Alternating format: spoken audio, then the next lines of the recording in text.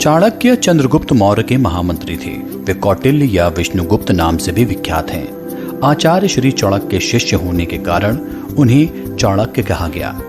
चाणक्य नीति या आचार्य चाणक्य की नीतियों का अद्भुत संग्रह है जो आज भी उतनी ही प्रासंगिक है जितना जब इसे लिखा गया था।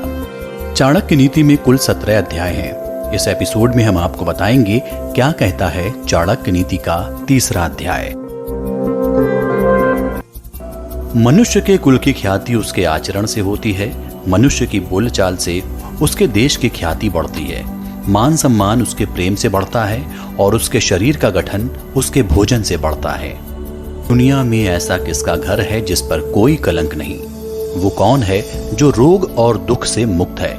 सदा सुख किसको रहता है? एक दुर्जन और एक सर्प में यह अंतर है कि सांप तभी डसेगा जब उसकी जान को खतरा हो, लेकिन दुर्जन पग पग पर हानि पहुंचाने की कोशिश करेगा।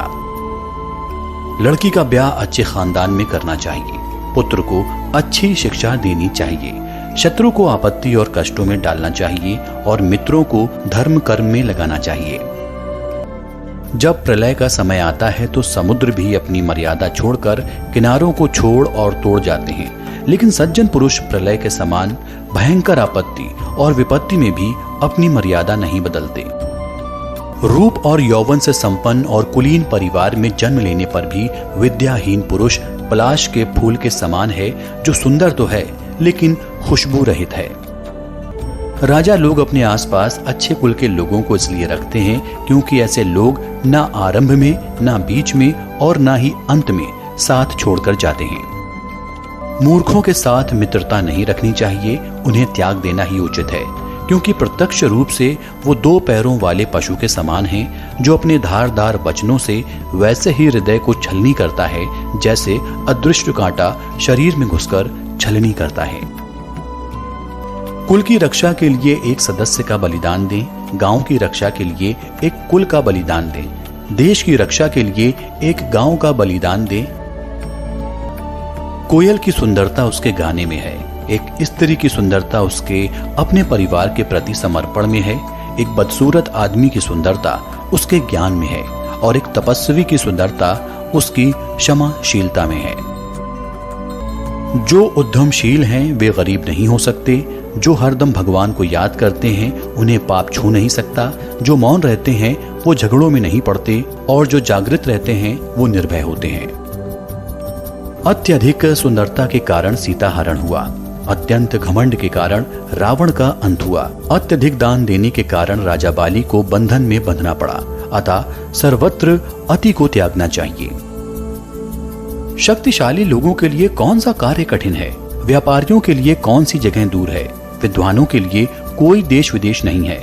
मधुभाषियों का कोई शत्रु नहीं। जिस तरह सारा वन केवल एक ही पुष्प और सुगंध भरे वृक्ष से महक जाता है, उसी तरह एक ही गुणवान पुत्र पूरे कुल का नाम बढ़ाता है। जिस प्रकार केवल सूखा हुआ जलता वृक्ष संपूर्ण वन को जला देता है, उसी प्रकार एक ही कुपुत्र सारे कुल के मान मर्यादा और प्रतिष्ठा को नष्ट कर देता है। विद्वान एवं सदाचारी एक ही पुत्र के कारण संपूर्ण परिवार वैसे ही खुशहाल रहता है जैसे चंद्रमा के निकलने पर रात्रि जगमगा उठती है।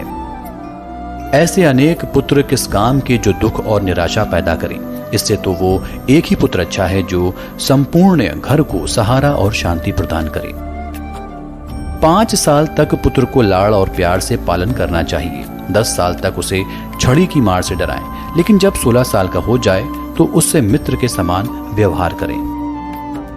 वह व्यक्ति सुरक्षित रह सकता है जो इन परिस्थितियों में भाग जाए। भयावह आपदा, विदेशी आक्रमण, भयंकर अकाल, दुष्ट व्यक्ति का संग। जो व्यक्ति ये बातें नहीं मानता वो बार बार जन्म लेकर मरता रहता है। धमर, अर्थ, काम और मोक्ष। धन की लक्ष्मी देवी स्वयं वहां चली आती हैं जहां अनाज का अच्छे से भंडारण किया जाता है। पति पत्नी में आपस में लड़ाई बखेड़ा नहीं होता है। अगर आपको ये वीडियो पसंद आए तो इसे लाइक करें और अपने दोस्तों के साथ शेयर करें। इस तरह के और वीडियो के लिए सब्सक्राइब बटन दबाएं और नोटिफिकेशन बेल पर क्लिक करना न भूलें। हमारे अन्य वीडियो भी देखें। देखने के लिए धन्यवाद।